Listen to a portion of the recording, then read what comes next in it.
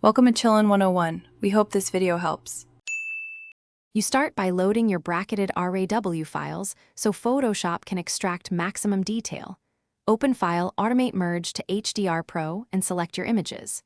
Make sure you choose RAW Originals when prompted, because Camera Raw preserves highlight and shadow data. Once done, enable Auto Align if you shot handheld and deselect Dig Hosting for static scenes.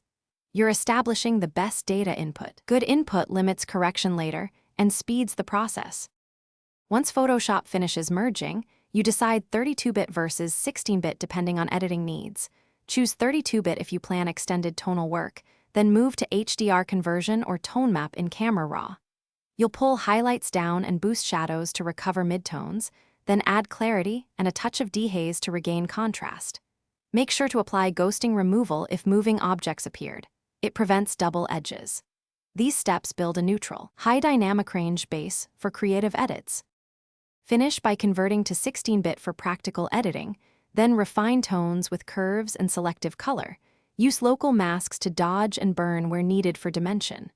Sharpen on a stamped layer via high pass at 1 to 3 pixels and blend soft light or overlay and add a subtle vignette to guide the eye.